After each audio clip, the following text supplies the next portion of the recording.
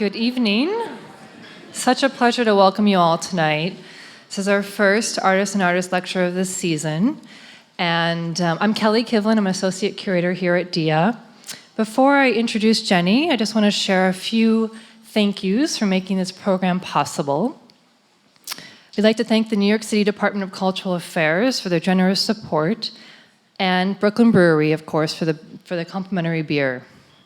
I'd also like to thank my colleagues at DIA for their assistance with tonight's program, including Megan, Francesca, Blair, Mary Catherine, and Valerie. I'm now thrilled to introduce the incredible Jennie C. Jones, who it has been an honor to get to know over the past year in preparation for tonight's talk. Over the past 3 decades, Jones has been committed to repositioning our ideas on American art and fusing the Black experience into culturally dominant ideas on art history. Jones has developed a diverse practice that explores the political and personal affect of the sonic. From her audio works such as Slowly in a Silent Way Caged, in which she digitally slowed down a section of Miles Davis's In a Silent Way to match the length of John Cage's seminal 4 minutes and 33 seconds, to her paintings that use acoustic absorber panels as canvas, Jones takes us beyond the static realm of the visuality, beyond the silent viewing experience, to bring forth questions such as how can we listen and understand the resonance of an artwork? And how can music histories interrupt and challenge our understandings of art history, most pointedly, the legacy of abstraction? Jones attended the School of the Art Institute of Chicago, receiving a Bachelor's of Fine Arts in 1991, after which she received a Master's of Fine Arts degree from Rutgers University Mason Gross School of the Arts in 1996. Awards include a Pollock Krasner Grant, a Creative Capital Grant, and she also received the William H. Johnson Prize in 2008, and is a recipient of the 2012 recipient of the City Museum in Harlem's Wien Prize. A recent solo exhibition of her work, Resonance, was presented at the Herscher Museum and Sculpture Garden, DC in 2013, and a survey show of her work will open at the Contemporary Art Museum of Houston in December 2015, of which a publication will also be available. Thank you again for coming, and please join me in welcoming Jennie C. Jones.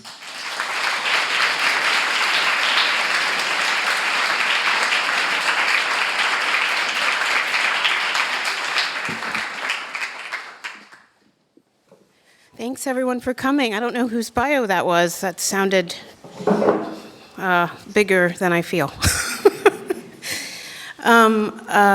Thank you to DIA for inviting me, and to Kelly. It's been a pleasure to get to know her as well.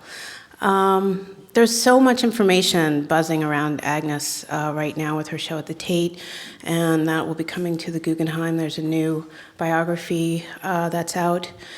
And so I kind of wanted to put together something a little more poetic, a little more personal, and I think that these artists on artist conversations specifically geared for that kind of discussion. I'm going to read at the beginning and be really nervous for like 20 minutes. And then I'm going to talk shit and you're going to be like, oh God, what time is it? I have to pee. So that said, I will nervously, shakily read. Almost everyone, I'm going to start with Agnes's words. And I think, just as a small aside, the other thing is that when you're dealing with an artist who rejects so much about what is said about them or written about them, it's even more of a sort of conundrum to engage with. So Agnes's own words, which some of you may know. Almost everyone believes that art is from the experience of the artist, meaning the intellectually grasped experience. They believe that it is affected by where you live and what you do. But one's biography, character, abilities, knowledge of all, that is nothing to do with art. Inspiration is the beginning, middle, and end. There are no valid thoughts about art. If your sensibilities are awake, you will respond. It will be a pleasant experience recalling happy times, and you must see that no talking will help, and that no defense is necessary, and you must never answer your critics.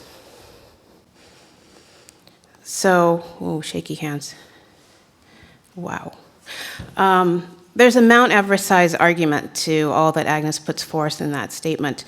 An argument dismissing multiculturalism, feminist discourse, painting about painting versus painting about emotion. Scrolling. I'll get it together. There is also radical freedom in that statement, and space and courage and a refreshing take. Refreshing is how I would describe most of her bomb-dropping remarks. One of the most influential minimalists, yet she herself rejected the idea of being a minimalist and defined herself more as an abstract expressionist, purely expressing her emotions in her work. Her process was to wait for inspiration, to focus on joy, innocence, and love, and in my opinion, she had an incredible understanding of time. Someone asked me why I chose Agnes, and it actually made me think specifically about the first time I saw Rothko. It's a good place to start as a point of departure because Martin said she specifically admired Rothko for having what she says, quote, is reached zero so that nothing could stand in the way of truth. When I first encountered a Rothko as a teenager, I wrote in my little sketchbook that it seemed like an image of the tracings of the edges of the soul, the edges of this ephemeral periphery. When I saw my first Agnes Martin, I thought it somehow represented the expansion of the soul, beyond the possible edges, beyond the plane, and free from boundaries. So this talk is kind of broken into 3 sections. The first is a swimmer's reach. Martin was born in Saskatchewan, and she spent her early years in Vancouver hiking, swimming, and sailing. And she once said, "I was brought up by the ocean, and I tried to convince myself that I like the mountains as much as the ocean, but I don't. I like the ocean better." Her teenage years also brought a love of swimming, and she was, in 1928, up for the Olympic trials to represent Canada, which would have put her in the 1936 Olympics in Berlin, which is pretty phenomenal. Having a hard time with my mouse. That's what she said. Her teenage, Nancy Princenthal points out in her biography that the rigor and routines of competitive swimming, and perhaps most strikingly, its combination of ambition and solitude, are all habits that Martin sustained. And I would suggest that also the repetitive and challenging nature and the smooth and motion of swimming and pushing forward was a precursor to her engagement with meditation and flirtation with Buddhism. Finding grace and calm as a way to push away the voices that she was beginning to hear in her head. Princenthal quotes another artist, swimmer Leanne Sharpton, who describes her body in water as immersed, amplified, heavier, and lighter at the same time, weightless yet stronger. All are ways to describe the buoyancy in Martin's paintings.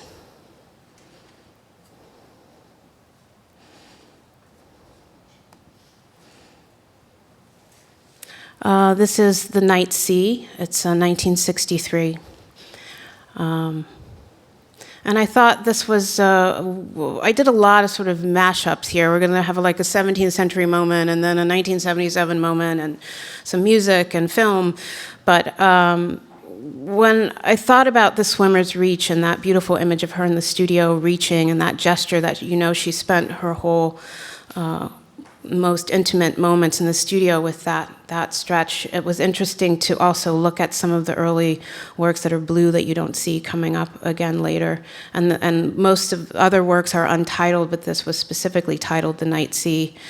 It made me want to reference the famous Elizabeth Stanton suffragette speech, which was kind of a perfect fit here by the Night Sea and Martin's own ability to set sail, both figuratively and literally. It was published in the Woman's Journal in 1892. No matter how much women prefer to lean to be protected and supported, nor how much men desire to have them do so, they must make the voyage of life alone. And for safety in an emergency, they must know something of the laws of navigation. To guide our own craft, we must be captain, pilot, engineer, with chart and compass to stand at the wheel, to watch the winds and waves, and to know when to take in the sail. And Agnes set sail famously from New York in 1967 after losing her beloved seaport studio of 10 years, and the community of artists and artist friends she made there, which included having breakfast with Ellsworth Kelly every day for 1 year. She also was grieving the loss of her mentor and friend, Ad Reinhardt. Some magic happened when I was putting this together in terms of references. And it was also the same year that Alice Coltrane lost John Coltrane, which I thought was kind of phenomenal because they both set course on these spiritual paths and kind of remained solitary.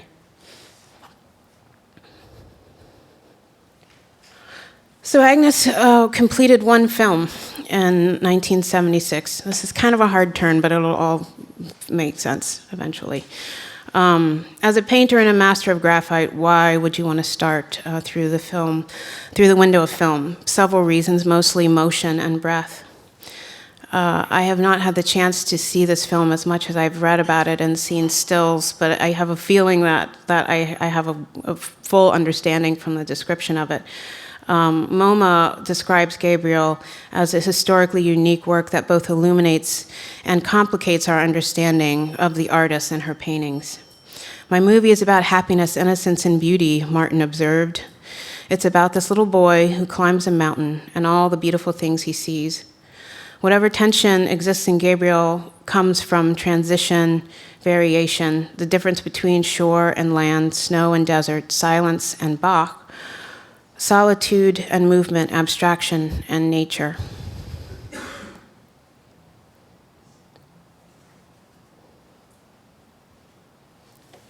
So this is a couple of film stills. And Gabriel finds himself near the water's edge, but does not enter, lacking a swimmer's reach. He is an observer of the world and not a participant, very much like Agnes had a tendency to be. In Ann Wilson's Linear Webs from 1966, Martin states, and I'm taking some liberty with this quote, "My paintings have neither object nor form. You wouldn't think of form by the ocean, a world without objects, without interruption or obstacle. It is about accepting the necessity of the simple, a direct going into the field of vision, just as you would cross an empty beach to look at the ocean." So when I first read about this film, I thought, oh my God, what is the soundtrack? And then I assumed that it was just going to be completely silent. But she chose the Goldberg Variations, which is interesting. And it does weave in and out of having sound and being silent and having just the sound of wind. And in a Douglas Kremp essay, he notes Martin's lack of knowledge in regard to film history, and in particular, the representation of nature and landscape in cinema. That she put forth a film that is, quote, fairly commonplace and perfectly lovely. But I think most interesting to this talk, he points out that the play of sound and silence just feels right. So animating this film still, it feels like a good moment to start bringing sound in.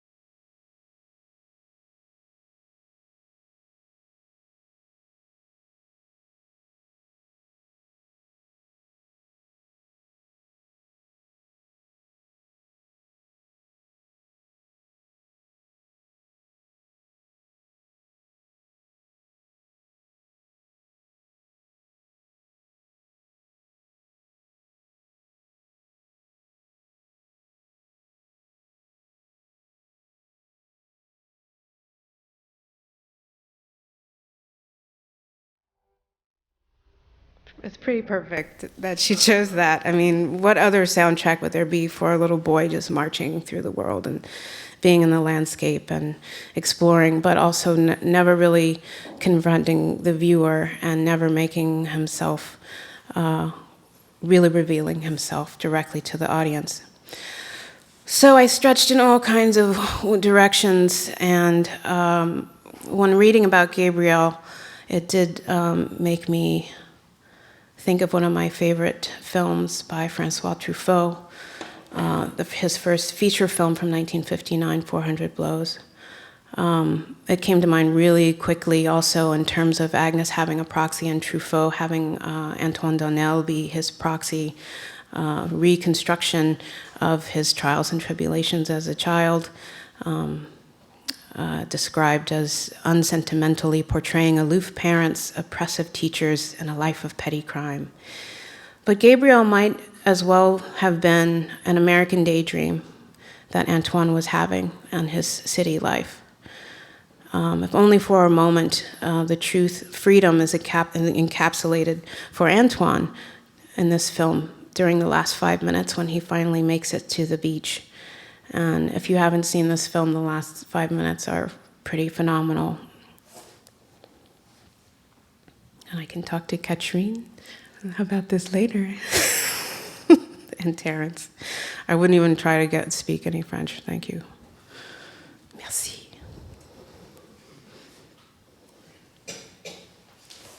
So the second part of this is called of this sort of amalgamation of thoughts on Agnes and filtering through my own explorations is called Going It Alone. And Agnes is almost more infamous for her solitary lifestyle, for living an escapist life we all secretly desired at one point or another in our lives. And there was an article in Harper's oh boy, I'm losing my mouse again. Oops. It's gone. How does that happen? Okay. Sorry.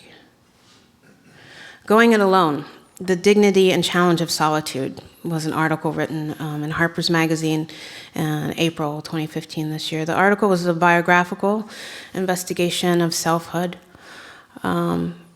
Fenton Johnson spoke about not finding another partner in his life after losing his great love during the AIDS crisis.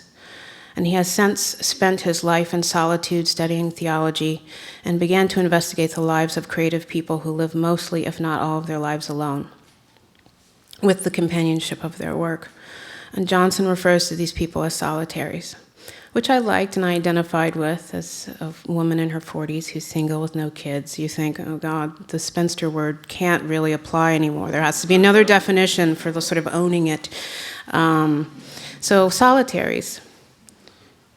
Johnson states, to define solitude as the absence of coupling is not dissimilar to defining silence as the absence of noise. And we'll talk for a minute about Cage later because that's pretty on point there. Solitude and silence are positive gestures. I see the desire for solitude in Agnes and to a lesser extent in myself as a critical and necessary aspect of process and a way to just be in the world. There's the mouse. The documentary about Agnes is aptly titled With My Back to the World, and Martin herself states in that film, you just can't be an artist if you can't be alone. And continues, this is frustrating, and continues, when people ask me if I'm disappointed because I didn't get married and I don't have children, I tell them I believe in reincarnation. I've been married hundreds of times before and had hundreds of children, and this time I asked to be left alone. Although Johnson's piece, Going It Alone, he does not mention Agnes Martin, Joan Mitchell, or Alma Thomas, whose birthday it's today. A list of solitaries he investigates was vast, and many were surprising, but not when you thought about the work they produced. Paul Cezanne, Hart Crane, Dorothy Day, Emily Dickinson, Langston Hughes, Zora Neale Hurston, Henry James, Flannery O'Connor, Eudora Welty. Some were married briefly, and some it didn't stick. Some just took lovers, some remained closeted. And when we ruminate on what their going it alone really left us, who cares? Later in the text, after a beautiful passage about the memory of physical intimacy and the drama of romance, Johnson writes, "Isn't any relationship, even one that is troubled and unhappy, worth the price of tenderness? What comparable joys and sorrows could solitude offer?" He answers his own question. I hear it in the quiet room. I see it in the angle of the autumn sun. The great, incomparable reward of being alone is the opportunity, if I can be so large enough to rise to the occasion, to encounter the great silence at the core of being, a silence that is both uniquely mine and one with the background hum of the universe. To live for the challenge, for the changing of the light, seems adequate of reward.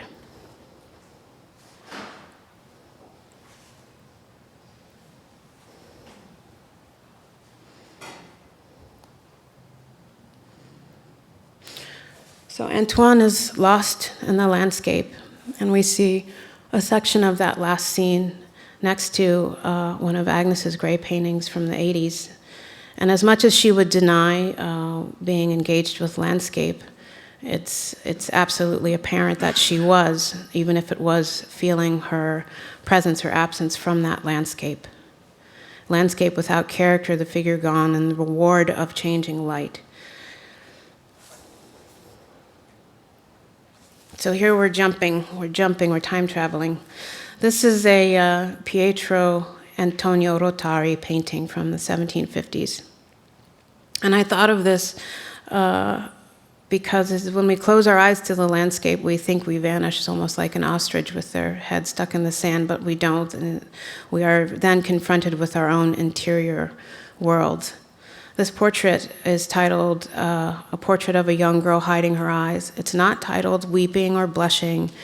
And I encountered this painting at the Barberini in Rome in 2008. And this was before cell phone, iPhone, no photos in museums. And I got all the way to the door of the Barberini and actually turned around and went back and looked at it again, because I had that moment that we don't really afford ourselves anymore, which is to be present and know that you probably won't see this image again. And when's the next time I'm going to be in Rome? And I wanted to absorb this moment of looking at this woman. It seemed to me, though, that instead of weeping that she was really lavishing and experiencing some kind of an interior world with her eyes hidden from the viewer, full of mystery, and what was concealed behind that. Wendy Beckett, in her book, The American Masters, says, Agnes Martin often speaks of joy. She sees it as the desired condition of life, and who would disagree with her? No one who has seriously spent time before an Agnes Martin, letting its peace communicate itself, receiving an inexplicable and ineffable happiness, has ever been disappointed. The work awes, not just with its delicacy, but with its vigor and its power. And visual interest are something that has to be experienced. But in that, there is a suffering for the yearning to obtain joy, a sorrow in that desire, perhaps. In the end of Johnson's Going It Alone piece about solitaries, he states, a solitary exists in a continual opening to the possibility and grandeur of love. Love. These are all from the Innocent Love series from 1999. Loving love. Perfect happiness.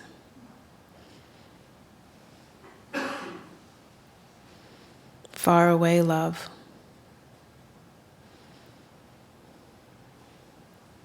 Innocent living. That was quiet. Innocent love. Contentment. Happiness. And another loving love. I also came to understand how frustrating it is for me to have things untitled or to have variations of things, because I do that a lot, and when I was looking at her work, I was like, wait a minute, there's like 3 loving loves, or there's a loving. This one's like, it looks just like that, but it's called Untitled Number 10, but it's the same painting. So here's the reality check, just to be gross, because we're being so poetic, we have to make it nasty for a minute. This loving love sold for $2.9 million in 2007 at Christie's. So who says that love is priceless? So, as I mentioned before, 1967 was the year that Agnes left. There's a lot of mystery about the 7 or almost 8 years that she didn't make work before she built her Adobe and studio and found a place to settle. But as I mentioned before, 1976 was also the year that John Coltrane died, and Alice Coltrane started her journey working with the band. And it was very interesting to see this piece of Agnes's from the same year as Alice Coltrane's Transcendence.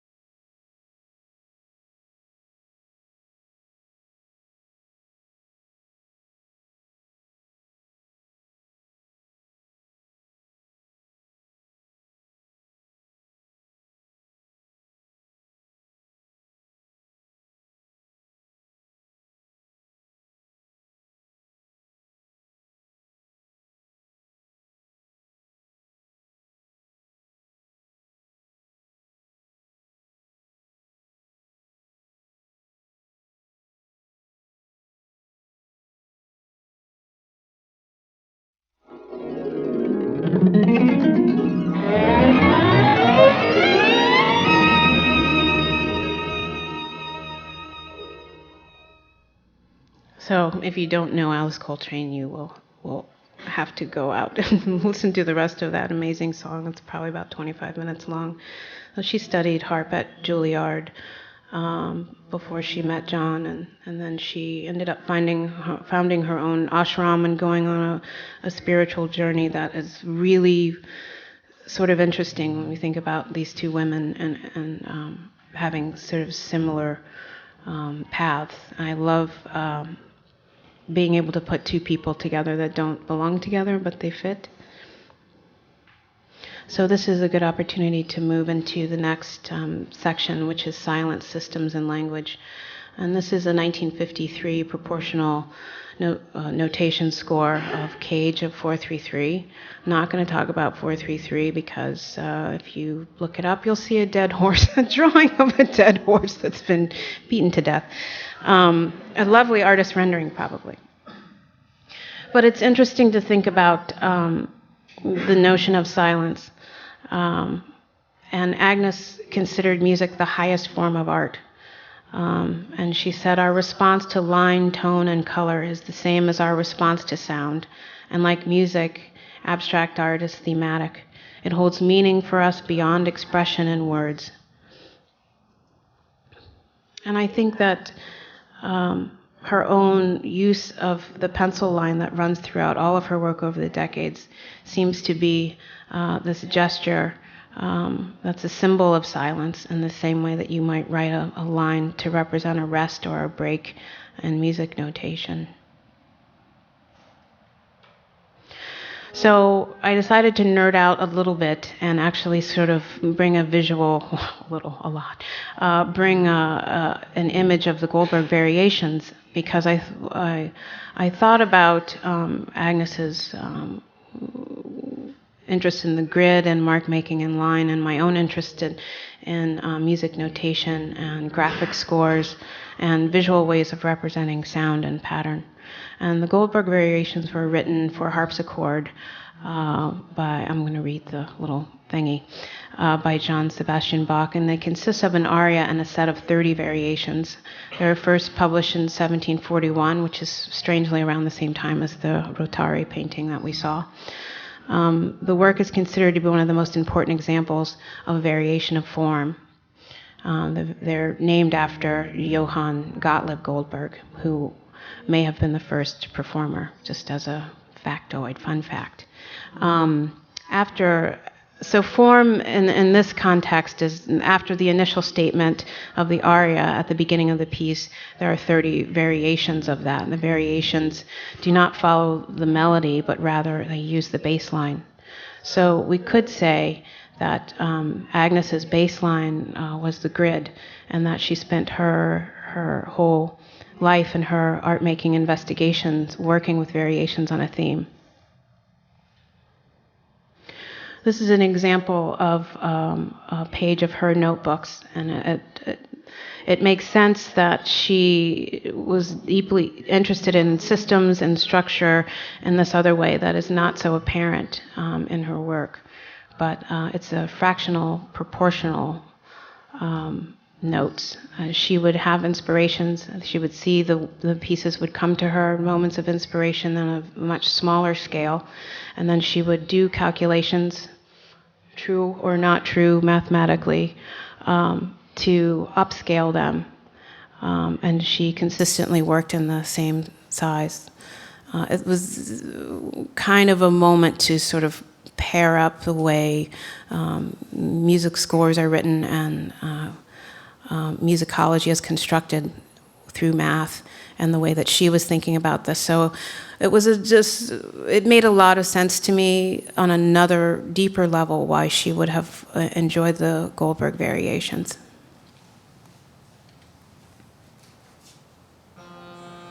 Oop, we're going to skip that.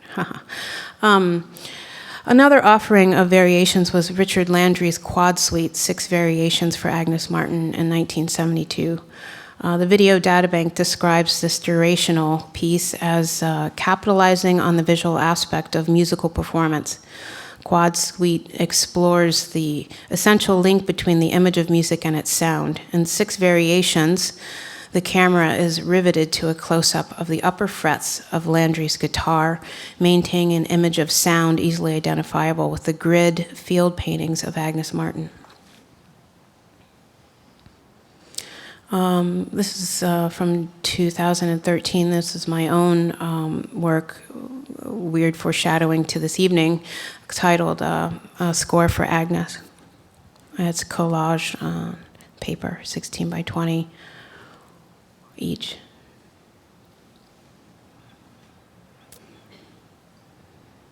And this is Untitled number 10 from 1990 with an obvious reference to sheet music.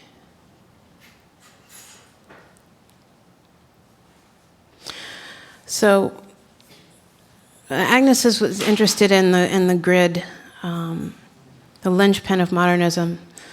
The one that interests me most now is the grid that's provided by search engines. So I kind of call it like grid searching or Google compositions.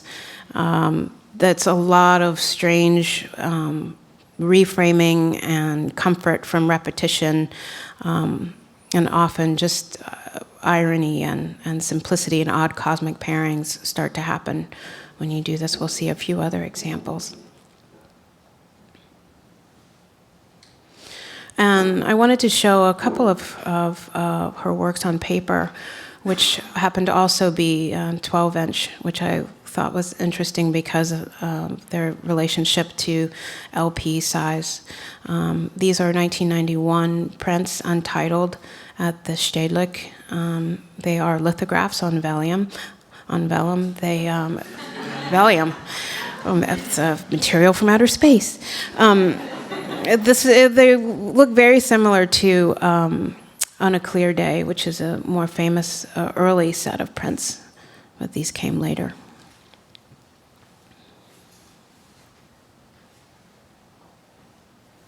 So in a grid of grids, we have a grid of Agnes's grids from Google, and the centerpiece is called Island. So in the grid of Agnes grids, there is the island and the humor. And then we have a grid of the entire talk to date.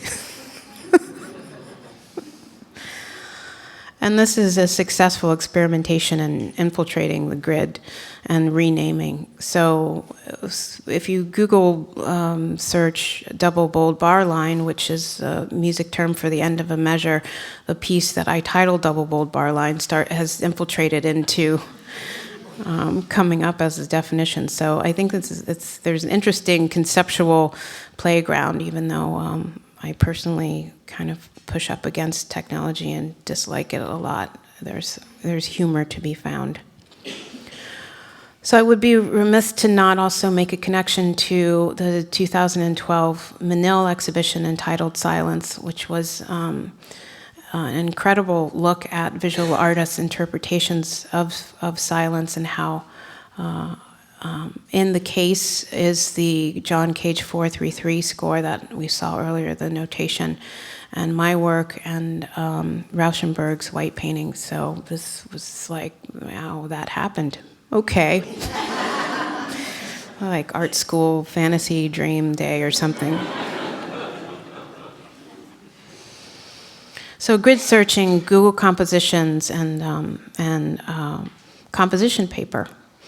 And when I was thinking about this, it was almost like, is this too kitschy weird? Because there were some that just felt so much like Martin that it was kind of a bummer. But when you start to break down an interest in language, or an interest in what potential lies in the blank page, and then what it symbolizes and what it means, it starts to really become this existential thing that the page is yearning to be marked on, and yet it's completely satisfied with itself.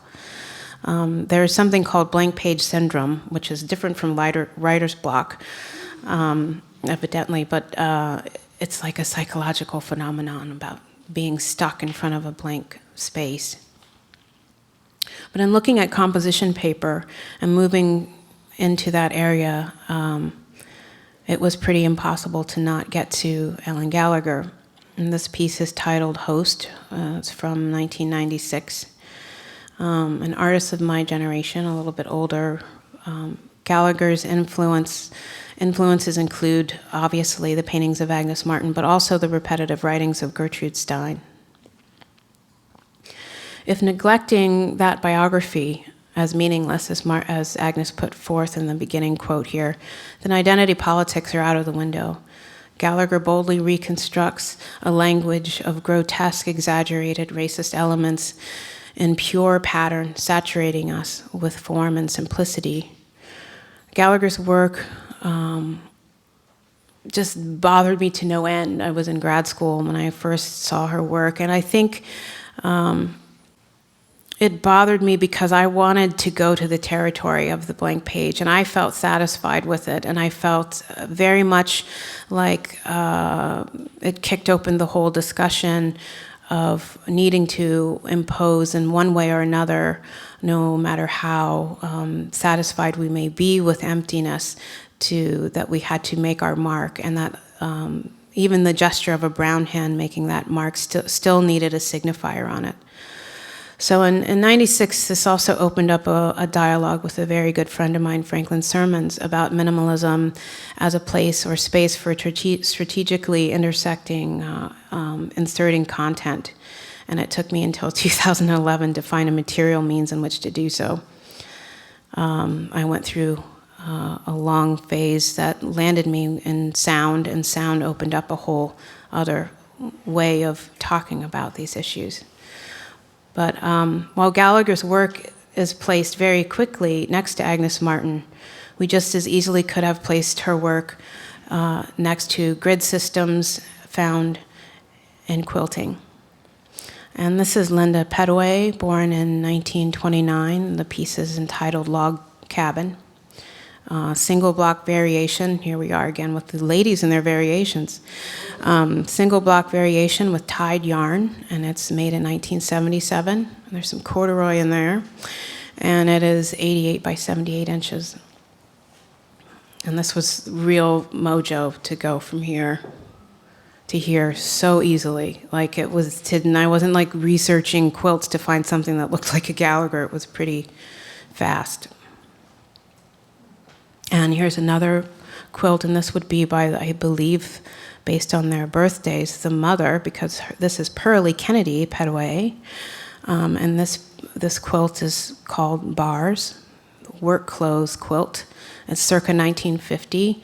It's denim and cotton, and it is 84 by 81 inches. And then we see Island. It's just interesting to me.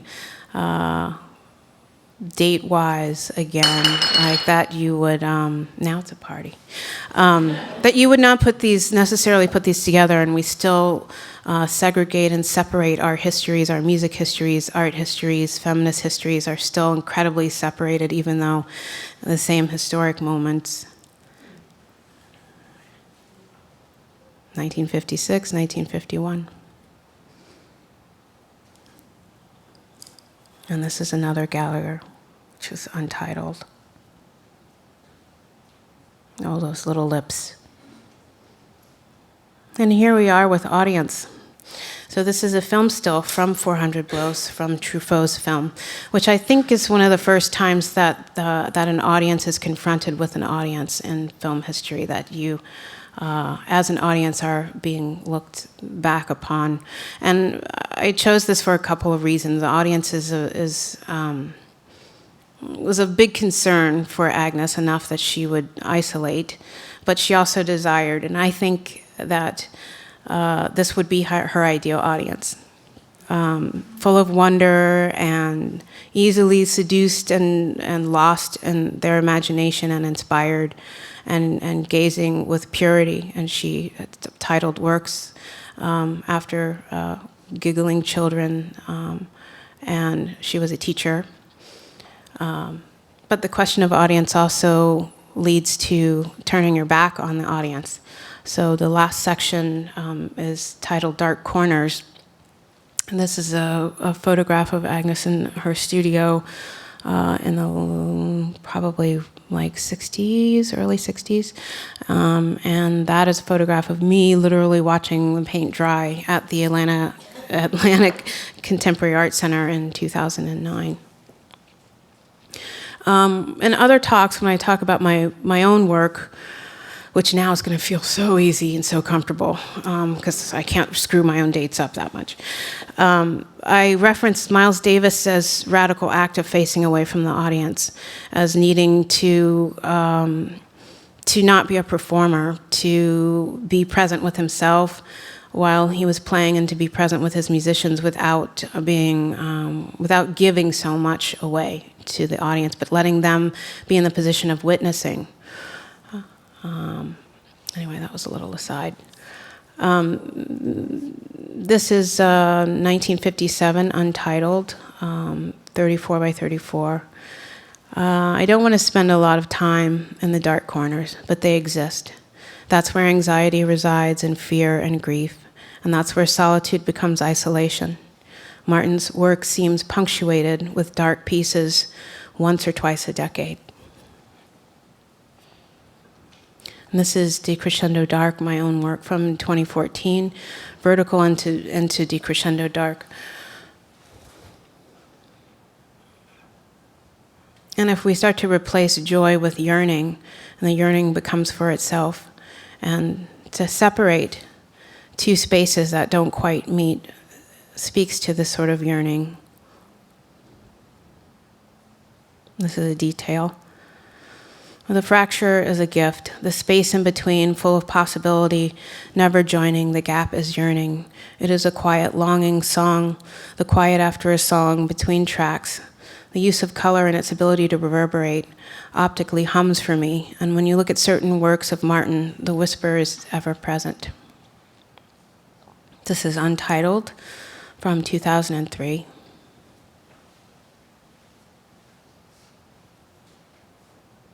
This is Untitled, number 17 from 2002.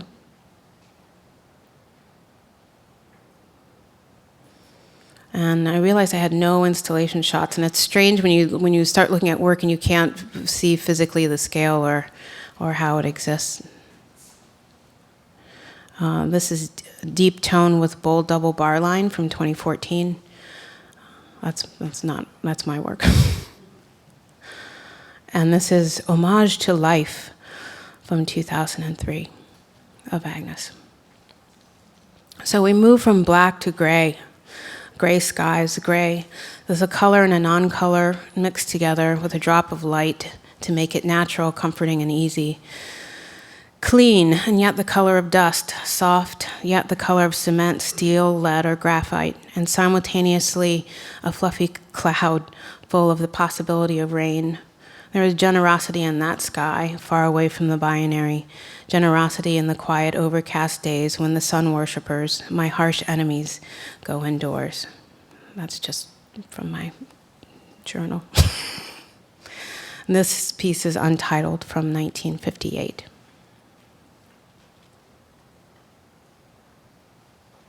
This is Untitled from 2004.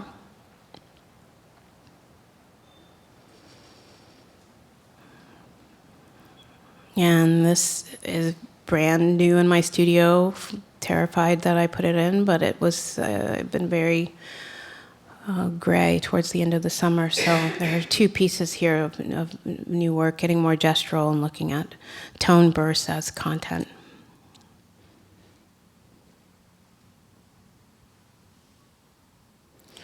So to conclude before we get to our rap session part, I wanted to end with a John Luther Adams song called Become Ocean, which seemed perfect to go from a swimmer's reach and to end with Become Ocean. But you'll have to listen to that on your own. It's about a 48-minute long drone piece of 3 full orchestras merging together. It really does feel like it transports you and that you become ocean. And I tried desperately to find a section that would be maybe 2 minutes or so, but it's felt really bastardizing because it's a durational piece. But I also thought it was a bit heavy to end with something like that. And so I found another John Luther Adams composition from 2011, Strange Bird Passing. And it's so delicate and impossible to see, but this piece is called Redbird, and it's a very early Agnes piece from 1956.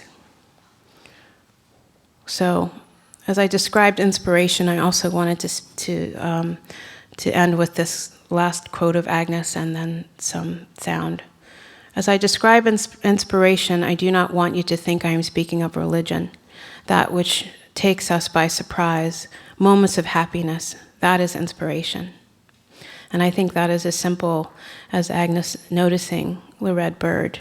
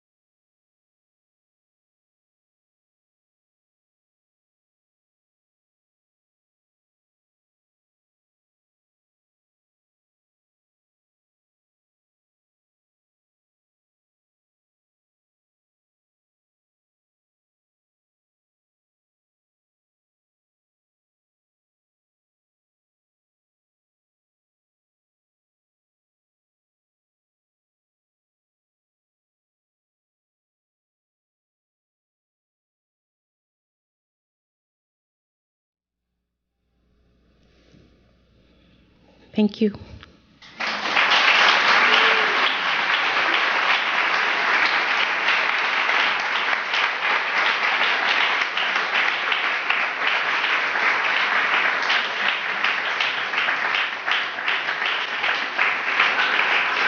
Thank you, Jennie.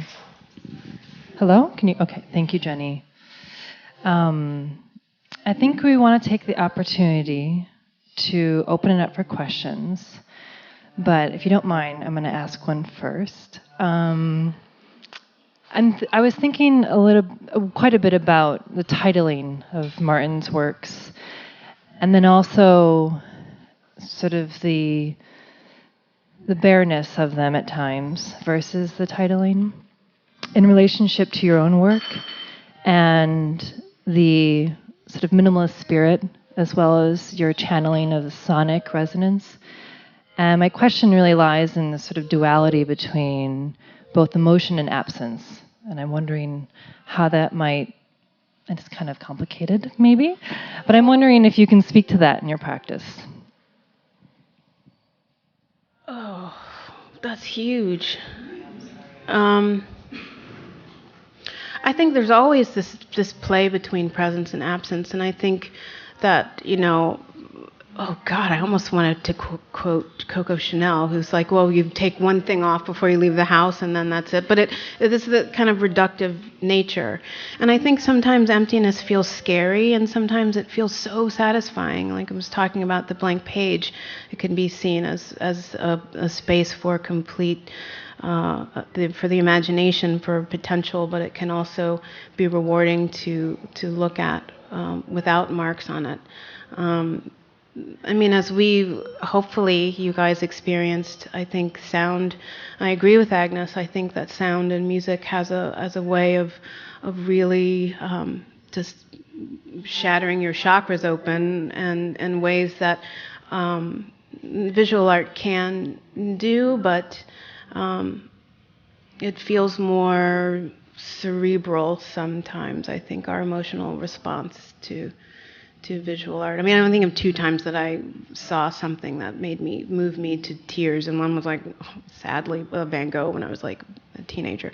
But then, seeing the Cy Twombly's space or seeing the Rothko Chapel, and they were always in person, and it was always when it was quiet. So I did not answer your question at all. But I managed to say Chanel and Van Gogh in 5 seconds. So, top 10 art people. No, you absolutely did. You absolutely did answer my question. Anybody else have thoughts, queries?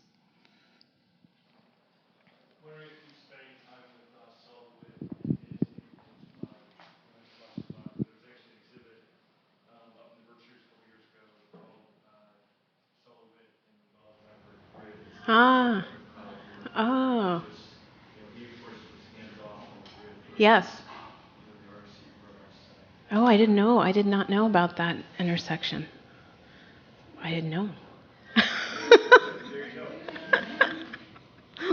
I know about Blues on Bach by the Modern Jazz Quartet, so. Oh.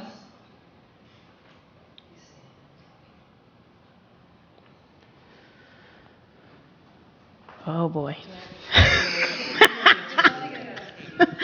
I wonder if you could talk about the aspect of control and the limits of control as it relates to Agnes Martin's work. That's great. I think, like when we were seeing Antoine running, that kind of tenaciousness, and I didn't want to go there. Her new biography by Nancy Prensenthal is pretty incredible. It's for the buying now.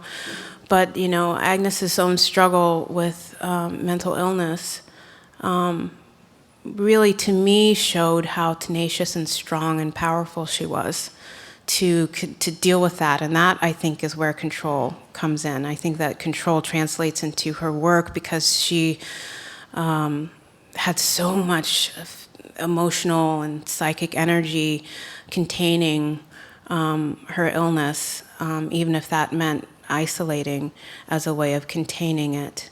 And then, the voices in her head didn't tell her what to make or what was good or bad but they were there. And I think that she was a real master, not only at spinning her own mythology, and letting us all sort of lavish in this eccentric guru woman in the middle of the desert versus the reality of that kind of control that she was imposing on herself and on her practice. Then there's just OCD control, regular. I like to have things placed in a certain way in my house. And then you look at my work and you're like, oh boy, you're super type A. So, yeah. Maybe one more question, if anybody has one. Is it fair to ask a double question? Sure, absolutely. A and B? This is about you. What question do you like to be asked? And what is your least favorite? Oh my God. This is like in the actor's studio. Right? When I see God, what I will say is that there were not enough colors in the world. I don't know. I think, what was interesting, I did this conversation with Stanley Whitney at the Studio Museum last week, and the Q&A, regardless of what Stanley had to say, just was like really wanting him to pin down. He kept saying, I'm not going to pin it down. I'm not going to do it. Like, I'm not going to explain why, as like a black man, I'm making abstract work. So that would be a question that drives me nuts. But if you're a 70-year-old, you can say whatever you want. But I mean, Stanley's of that generation where he can just give the finger to the audience, and you're just like, well, yeah, because you lived it all, and you're still following, and you're still on your mission, and you're still painting what you want to paint. And he even said to the audience, like, literally the Black Panthers knocked on his door, and he was like, I'm trying to figure out this Goya red that's driving me crazy. I mean, who would confess that at the Studio Museum to an audience of people that are like, tell us your struggles? And he was like, yeah, I was thinking about red. So, questions that try to pin you down, which those are hard. I just want to talk about Stanley because he's awesome. I